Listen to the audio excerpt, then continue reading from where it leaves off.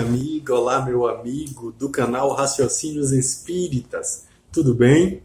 Eu sou o professor Danilo Cruz e estou aqui hoje novamente trazendo contribuições e reflexões sobre a obra Sabedoria do Evangelho, de Carlos Torres Pastorino.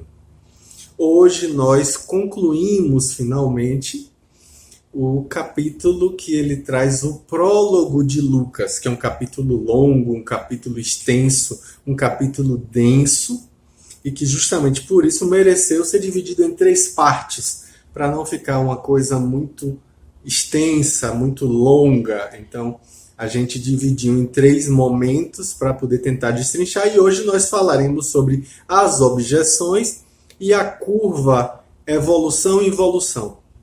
Ou involução-evolução, como prefira.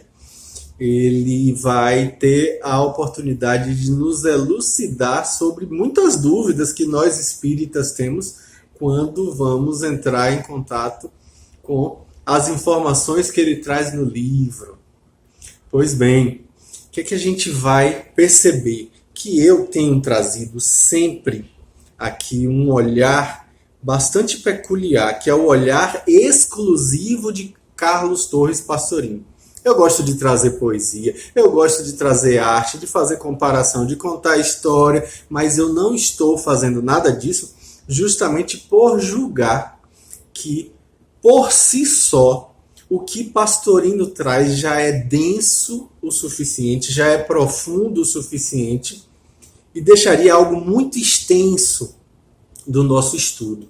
Então, por conta disso, eu estou me dedicando a exclusivamente elucidar o que é que Pastorino traz de posicionamento a respeito das coisas que ele elucida, que ele esclarece através dos seus capítulos.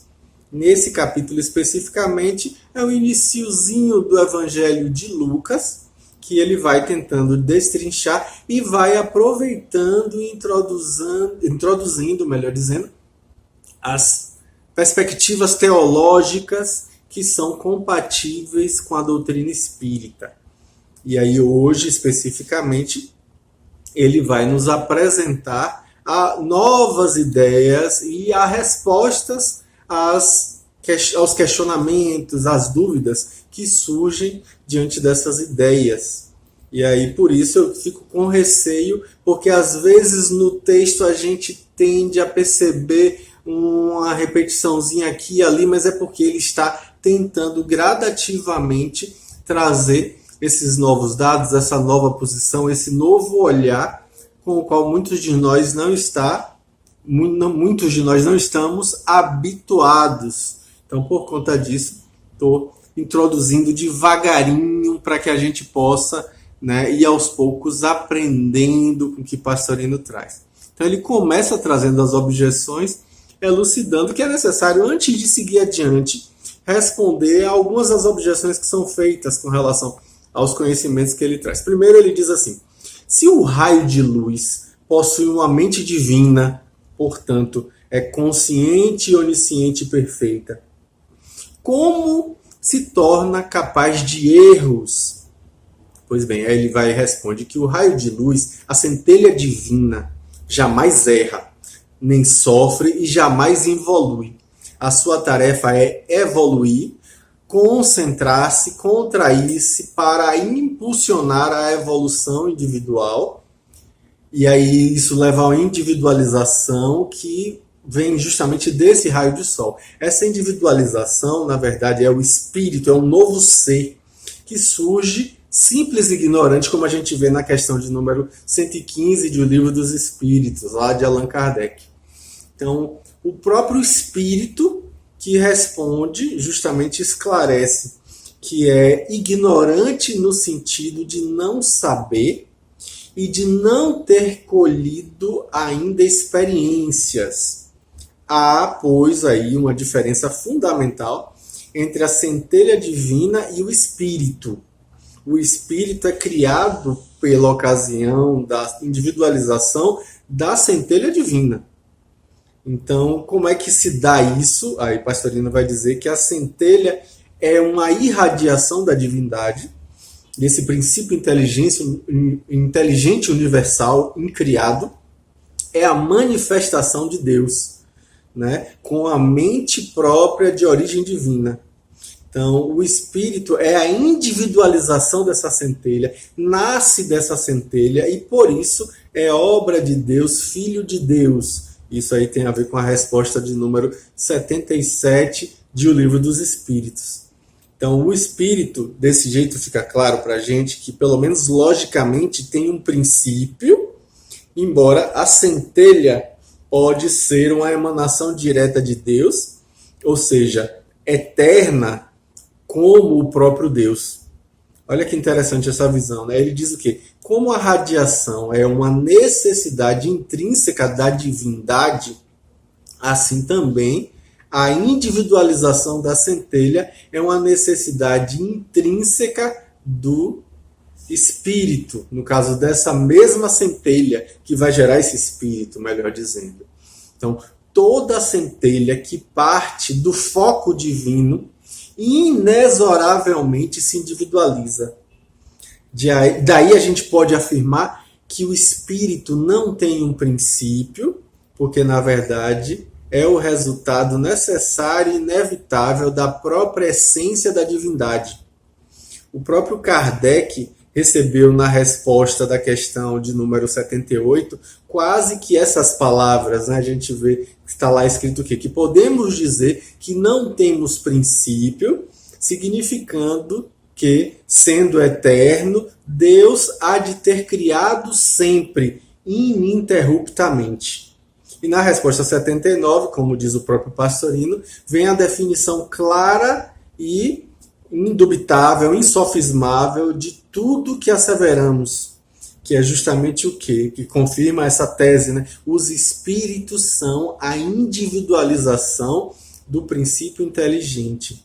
É esse princípio inteligente que a gente está chamando aqui de Deus, que se manifesta de maneira necessária e inevitável pelas centelhas divinas que dele se irradiam através desses raios de luz, justamente que dele partem, que dele emanam. Então a gente vai perceber que essa centelha divina tem a mesma essência do princípio inteligente e por isso jamais erra, nem sofre, nem evolui, porque como a sua fonte incriada, que é Deus, é inatingível a qualquer força finita, a qualquer força temporal ou espacial, e isso justamente por sua própria natureza, que é divina. E como tudo que é de essência divina é real, ou seja, é coisa, é concreto, sua individualização é real e constitui também um espírito real. Mas esse espírito, como individualidade, ainda é simples e ignorante. Então, essa centelha divina que anima esse espírito simples e ignorante, impulsiona ele a descer até a matéria e permanece dentro dele como que luz coagulada através de todos os passos do seu aprendizado, justamente para que ele possa experimentar a vida e aprender, e, ou seja, evoluir, progredir, a fim de que, individualizado como está, ele conquiste o conhecimento e sabedoria através de todas as suas vivências e suas experiências que ele próprio vai viver, ou seja, é intransferível, ele precisa viver isso. E para que ele consiga atingir por si próprio o estado de perfeição em que ele foi criado, mas que já está ali nele, né, como perfeito e sábio. Então a centelha divina jamais o abandona. De dentro dele, a centelha vai impulsionar ele para evoluir, vai dirigir todos os movimentos, todas as aspirações, mas sem nunca forçá-lo, sem nunca coagi-lo. É uma força constante, uma força natural que atrai para si mesmo a sua própria perfeição, que é intrínseca e divina. E aí Pastorino resume dizendo que é porque da natureza da centelha divina, a individualização do espírito, justamente porque ela não pode deixar de fazê-lo. Sendo a centelha um raio de luz que parte de um foco incriado, que é Deus, esse princípio inteligente, a causa primária de todas as coisas, portanto, possui também a centelha divina, a essência divina. E ela tem em si mesma como uma necessidade intrínseca e inexorável, voltando a falar, né? A objetividade concreta. A gente fala inexorável, mas está errado, é inexorável. Então, em consequência disso, essa centelha é um eu, ou seja, um ser objetivo e real, e não pode deixar de produzir um ser objetivo. E justamente como o princípio inteligente, Deus, foco de luz incriado, e inclusive Pastorino chega a ser repetitivo, diz que cria ininterruptamente, assim também Deus há de ter criado sempre ininterruptamente e continua criando até hoje e continuará criando. Então, é preciso lembrar a fala de Jesus que meu Pai até hoje trabalha, ou seja, produz o seu trabalho. Então, Jesus coloca isso lá no Evangelho de João, né? Então, a centelha divina, nosso verdadeiro eu, que na verdade apenas se envolve e desenvolve, se contrai e descontrai, se impele sempre para a evolução, né? Então, esse espírito aprisionado na matéria, ou seja, que ainda está involuído, que terá que evoluir justamente pelo impulso dessa centelha, que é o nosso eu mais profundo, que está incluído em nosso espírito. É o nosso self, né, na linguagem de Jung. A gente precisa afirmar aí o fato de que essa centelha possui uma mente sábia e perfeita, mas o espírito recebe um influxo desse atributo justamente através da intuição, como a gente falou na semana passada. Então, é a forma de desenvolver-se, de evoluir, aprendendo à custa própria até chegar a uma sintonia total, que é justamente a união absoluta com o Cristo interno, que é essa conexão entre o ego e o self, essa conexão com o nosso verdadeiro eu. É importante a gente ver que só nesse ponto é que a mente de nosso eu pode agir de maneira livre através do nosso espírito. E aí é preciso também recordar as palavras de Jesus, né, do Cristo eu profundo, que vai dizer, eu e o Pai somos um, como diz também no Evangelho de João, se referindo justamente de uma maneira bem clara, né? E ele ainda fala para os discípulos, para que como tu, Pai, és em mim, Cristo, e eu em ti, também sejam eles em nós. Então, aí fica claro, né, que para que sejam um, assim como nós somos um, eu, Cristo, neles, espíritos, e tu, Pai, em mim. A gente vê que ele está falando justamente do despertar dessa centelha, desse Cristo interno, que é o nosso eu profundo, que precisa se manifestar de maneira total e plena, mas só pode, obviamente, ser recebida pelo nosso espírito gradativamente, de maneira paulatina, aos poucos, porque a nossa capacidade vai sendo conquistada através do nosso próprio esforço, como diz o próprio Pastorino.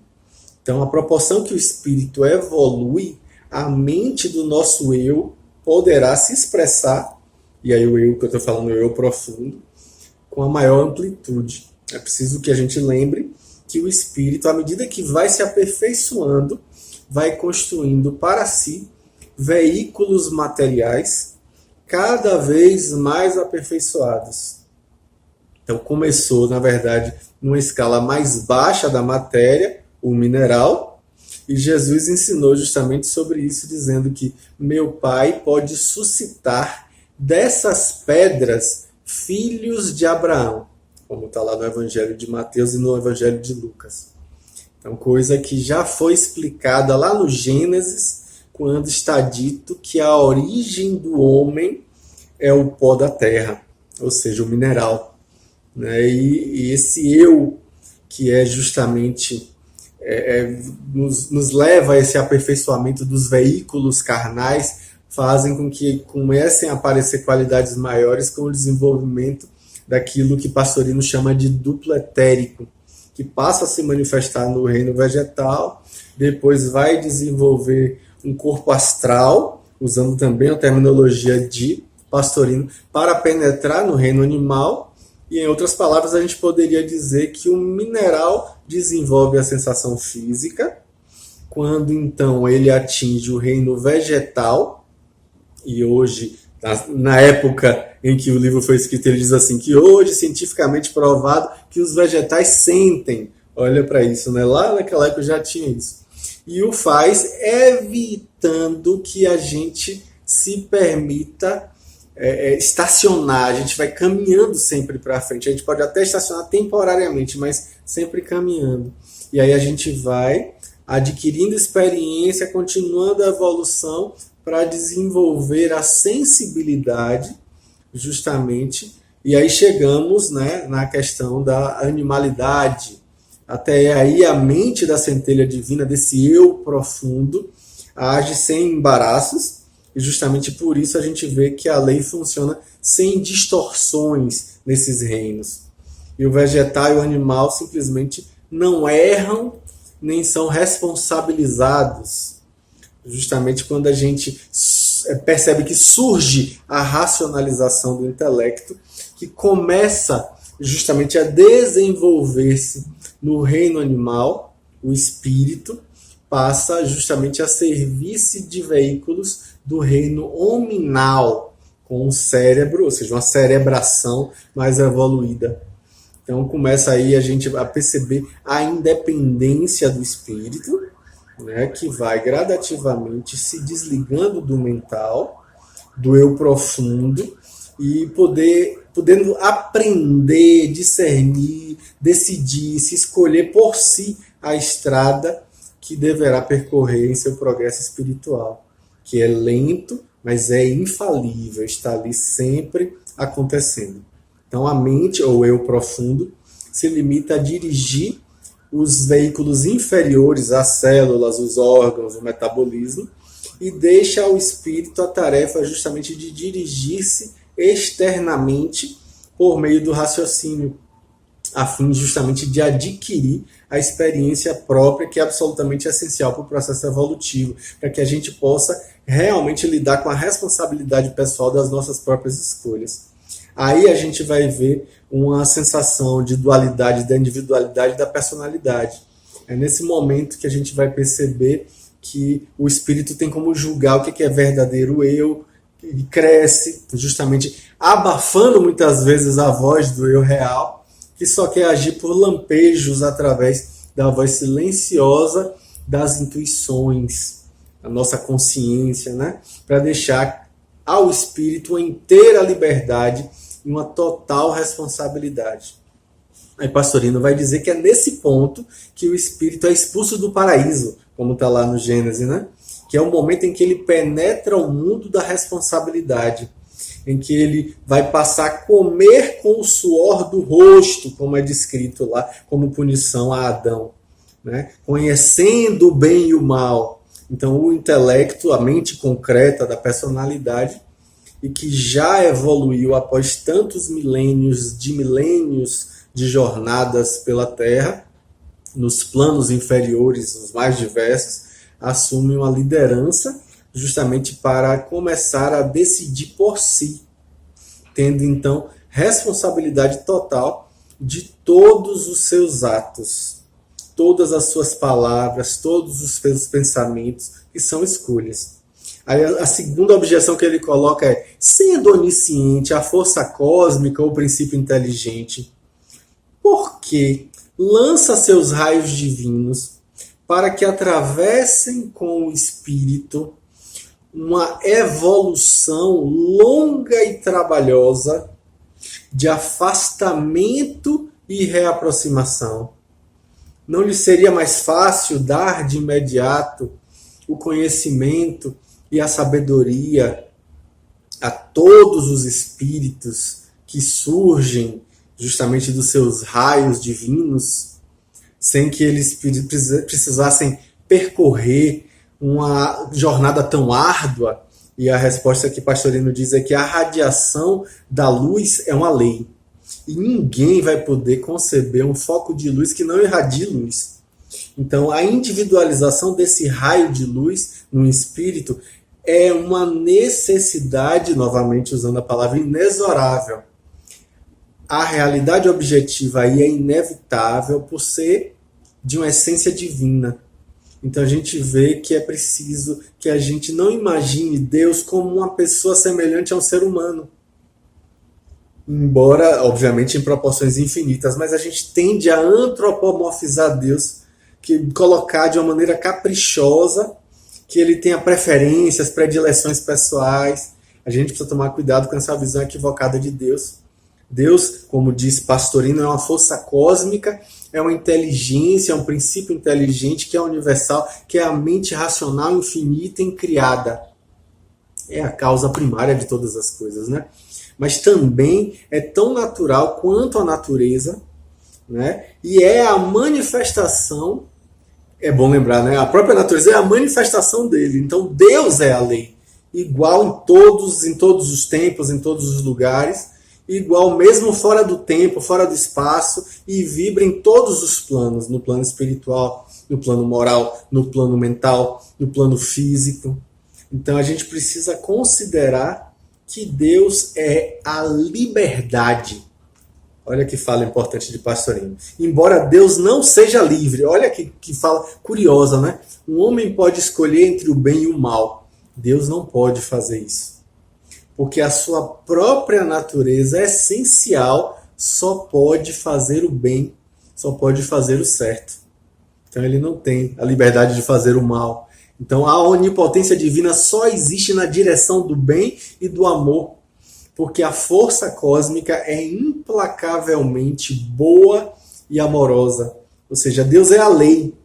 Então a lei estabeleceu que tudo que surgisse de si passasse justamente pelos mesmos passos de aprendiz. Né? A gente vai ver que há um aprendizado constante, sem privilégios.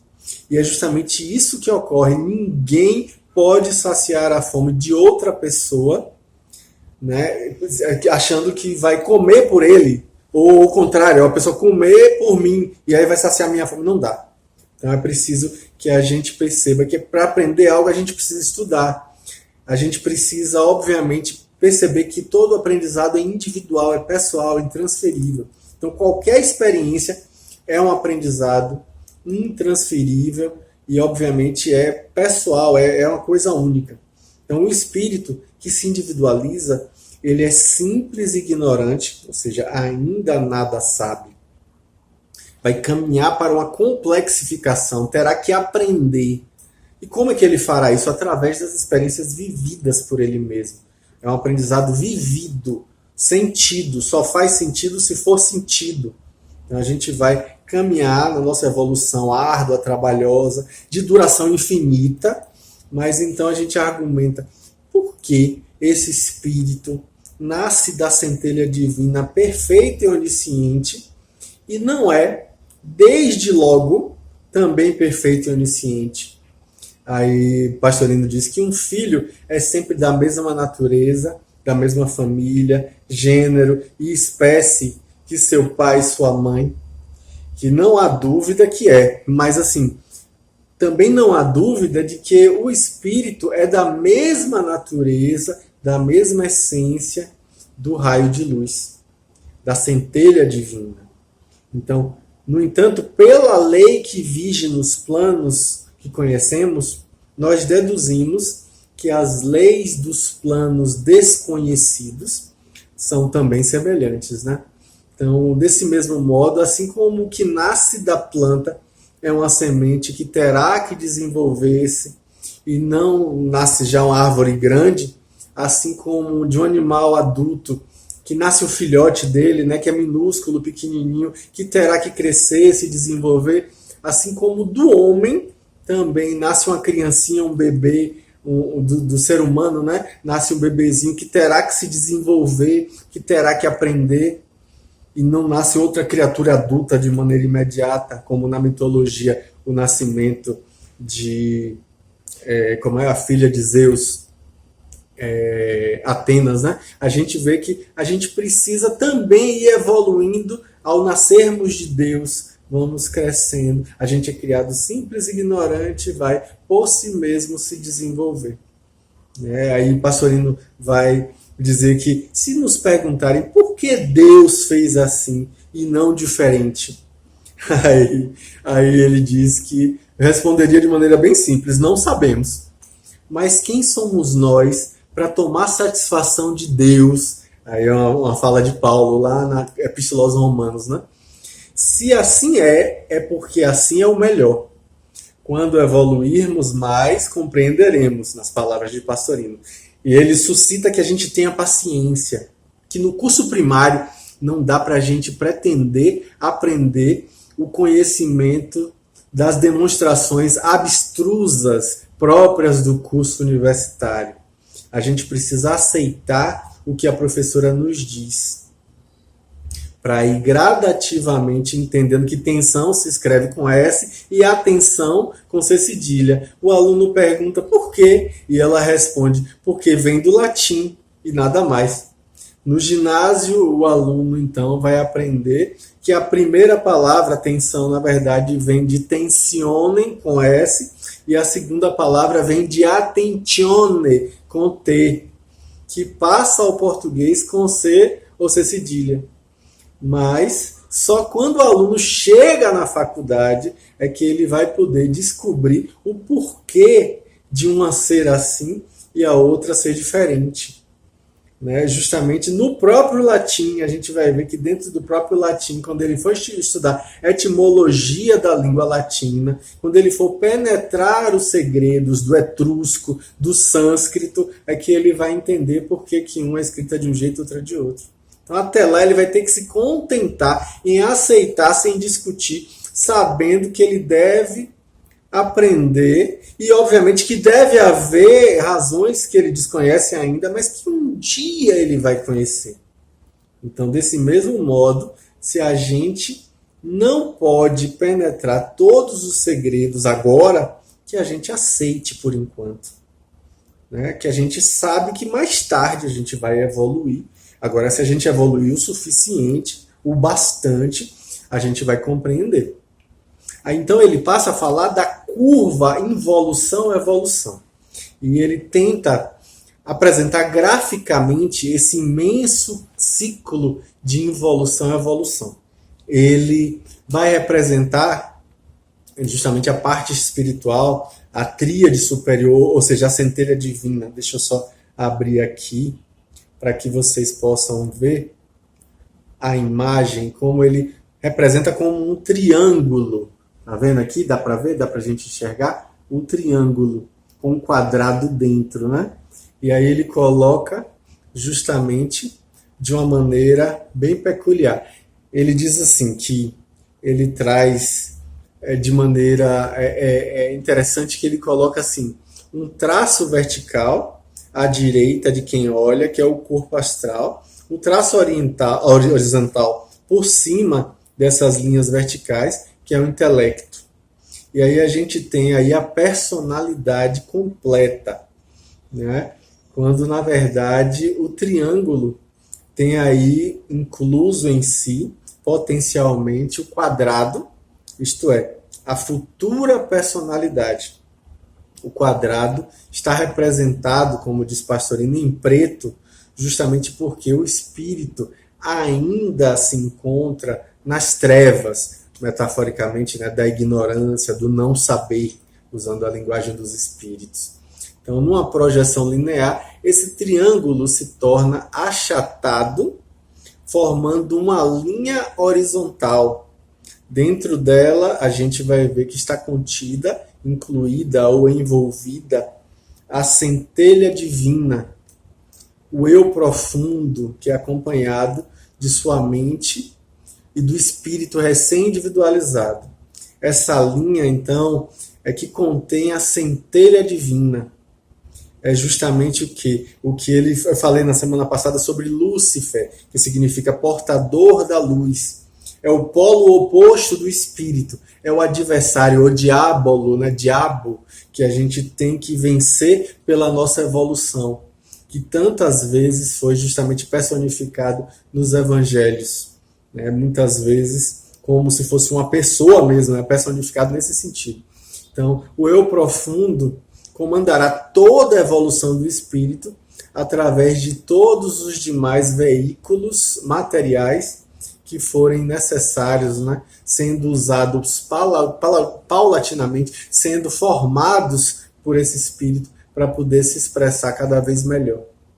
E aí a gente vê que Pastorino representa essa projeção, né, de uma maneira bem peculiar. Né? A gente compreende que, tendo baixado suas vibrações, justamente até o átomo material, e daí se iniciar sua subida através do reino mineral, do reino vegetal, do reino animal, do reino hominal, e assim sucessivamente, até chegar a voltar ao reino divino, ou como dizia Jesus, ao reino de Deus, ao reino dos céus, né? Embora passando acima do homem, justamente por outros reinos que a gente desconhece ainda, né?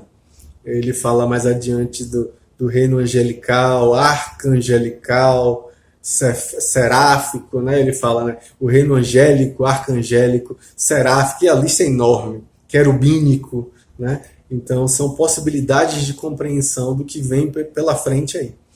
Então, dentro do ensino de Jesus, a gente vê que, de maneira palpável, né, que o reino de Deus está dentro de vós. É justamente essa necessidade que a gente perceba que está em nós em potência essa verdade. E é justamente uma verdade aí que pode ser vista a qualquer uma das fases evolutivas, porque dentro de todas e cada uma delas está de maneira real e essencialmente o reino de Deus, potencialmente contido. Então é importante que a gente firme, mais uma vez, que o reino de Deus tem o mesmo sentido de nossas expressões, o reino vegetal, o reino animal, e gradativamente. Então, por isso, Jesus pôde afirmar, justamente sublinhando o salmista, né? Vós sois deuses, da mesma maneira, dirigindo-nos a uma semente, poderíamos dizer, a árvore está dentro de ti. E falando a um vegetal, poderíamos repetir, o reino animal está dentro de ti. Então, com isso a gente vê que fica comprovado que o reino de Deus, ou seja, o reino dos céus, isto é, o reino da individualidade, não é um paraíso externo, onde a gente ficaria ali a gozar de algo exterior a nós, mas ao contrário, né? É ali uma evolução, é justamente o que? Algo ao qual nós devemos chegar por uma força natural do nosso próprio progresso, nosso progresso interno.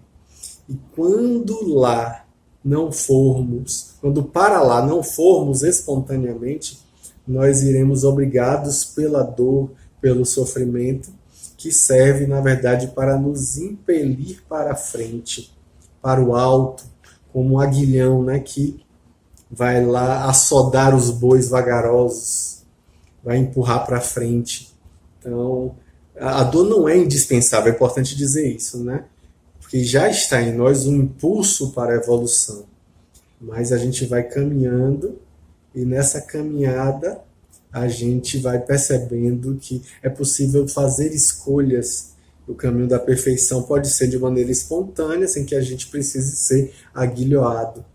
Mas, obviamente, que todos os seres efetivamente querem progredir, mas enquanto não compreendem o verdadeiro sentido do processo evolutivo, é muito certo que busquem esse progresso através de atalhos enganosos, como, por exemplo, na fala de Pastorino, as riquezas, os prazeres, os gozos, o poder, etc.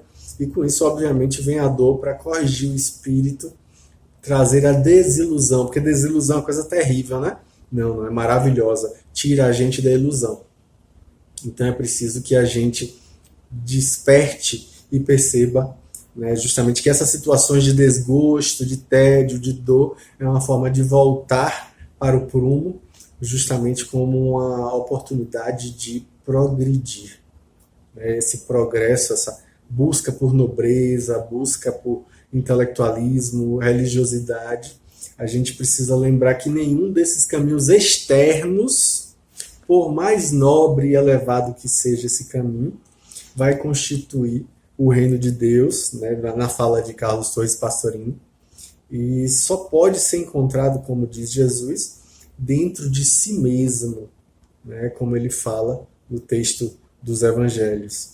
E aí a gente vai perceber que existe um gráfico representativo dessa teoria, que é interessante, ele ilustra muito bem, né, que partindo do ponto em que a centelha divina, o eu profundo, está no seio de Deus, que apenas inicia o afastamento vibratório do foco incriado, né? Eu trago aqui esse gráfico para poder a gente perceber, com a matéria sendo potencialmente contida dentro de si, a gente vê que daí essa centelha parte naturalmente e necessariamente e inexoravelmente por efeito da irradiação, né, que é inevitável desse foco de luz, e por força da lei da inércia vai se dirigindo ao polo oposto, vai se congelando, vai se densificando na matéria, se coagulando na matéria. Então a centelha, o eu profundo, faz com que a matéria, desenvolvendo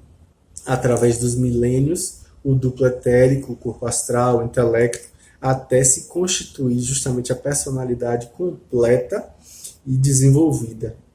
E aí já pode, então, a mente divina, o eu profundo, por meio da intuição, agir sobre o intelecto e até que obtenha o predomínio da mente divina, isto é, da individualidade, a gente vai ter essa caminhada aí para buscar continuamente a nossa individualização. Individuação, usando um termo junguiano, né?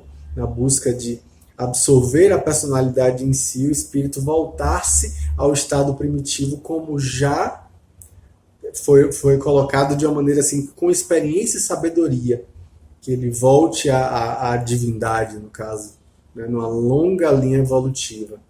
Por isso é que ele representa como um quadrado, representando a personalidade, né, e aí a gente vai ver que é apresentado no fim do ciclo, não mais em preto, a gente vê aqui, e aqui ele vai caminhando. Deixa eu mostrar aqui do começo. Né, ele coloca de uma maneira bem peculiar. Deixa eu levantar isso aqui para que a gente não perca isso. Pronto. Então ele coloca aqui do mineral que vai evoluindo, evoluindo, evoluindo, evoluindo. Aí chega ao estado vegetal que vai gradativamente evoluindo, evoluindo, evoluindo, evoluindo, evoluindo. Aí chega finalmente a coluna animal, e aí vai evoluindo, evoluindo, evoluindo, evoluindo, evoluindo, e aí finalmente chega a experiência hominal, né, justamente aqui, esse momento. E aí vai também evoluindo, continua evoluindo, né? É importante deixar isso claro, que continua evoluindo o processo contínuo até que alcance aqui acima do hominal, acima do reino nominal. A gente tem esse processo evolutivo que vai gradativamente se identificando com a fonte primária, com o divino, com a nossa essência divina, o nosso eu mais profundo. É o momento em que a gente se identifica com o nosso Cristo interno, usando uma terminologia que Pastorino gosta bastante. É o processo de individualização que faz com que a gente seja, né, copartícipe com Deus, né, de simples ignorantes, ou seja, não sábios. O eu profundo vai gradativamente buscar evoluir, né, precisa ir evoluindo para expressar por seu intermédio. E aí nessa caminhada a gente vai lentamente chegando a o ponto máximo, né, que é a identificação com o Pai. É o momento em que Jesus fala, né, eu e o Pai somos um. Essa identificação da plenitude do Cristo, como diz lá na carta aos Efésios, né, a carta de Paulo aos Efésios. Tudo se encadeia da natureza, desde o átomo primitivo até o arcanjo, que também começou por ser um átomo. Isso daí é bom lembrar que está na resposta de número 540 de O Livro dos Espíritos, também de Allan Kardec. Então, quando a gente vai gradativamente evoluindo, alcançar a estatura da plenitude do Cristo interno, o espírito já evoluiu bastante para permitir ao seu eu profundo, permitir ao seu Cristo interno, essa manifestação plena da divindade, como ocorreu justamente a Jesus, né, que, como ele diz, como é dito, né, que nele habita toda a plenitude da divindade. Então, aí está uma demonstração, né, que da plenitude dele todos nós recebamos, como diz em João. Então a gente vê que entre esse estado inicial de simplicidade e ignorância do espírito e seu estado final, que é o estado de perfeição e sabedoria, a distância é inimaginável. Então no estágio último, o espírito já conquistou sabedoria, já conquistou amor. Então a centelha divina, esse eu profundo, já possui um veículo pelo qual pode manifestar-se de maneira plena, de maneira total e completamente. Ele já chegou ao fim do seu processo de evolução, como nós podemos conceber na nossa pequenez, né, no nosso atraso, na nossa visão tão estreita ainda. Então, é importante lembrar que, embora jamais atinja o fim, porque sempre vai evoluir, nunca vai alcançar o infinito, que é a sua meta. Então, sempre vai. A gente precisa lembrar, né, quem conhece matemática, o próprio Pastorino fala isso, precisa comparar essa afirmativa assíntota dessa hipérbole, vai ver que estamos com a razão aí a perceber que a gente vai o tempo inteiro e nunca chega à plenitude. Então é preciso que a gente vá gradativamente admitindo a nossa dificuldade. Então essa pesquisa a respeito da divindade que está contida em todas as coisas vai nos ajudar a compreender o que é que realmente acontece. E é justamente por isso que a ciência se constitui como uma religião, no sentido mais profundo da palavra, né? No momento em que ensina sobre esse conhecimento de Deus que está em todas as coisas. Então, Paulo, o apóstolo, se a gente pode falar desse jeito, quando comenta o versículo 18 do Salmo 68, diz que subindo às alturas levou o cativo o cativeiro. Ele resume todo esse processo, que significa justamente que ele subiu, senão que também desceu às regiões, às vibrações mais baixas da Terra. Então, se ele subiu é porque ele estava embaixo, né? Então, aquele que desceu é o mesmo que subiu, muito além de todos os céus, para encher todas as coisas. Então, o salmista vai nos revelar aí que, na verdade, o Espírito, ao subir, leva de maneira cativa a matéria, que fora o seu cativeiro, durante tantos milênios, vai gradativamente evoluir também. A gente sabe que a evolução é geral, né? Então, foi essa a mensagem que Pastorino trouxe. Eu espero que a gente possa ter conseguido acompanhar, porque realmente é algo denso, né? E na semana que vem a gente volta com o próximo capítulo. Grande abraço, até lá!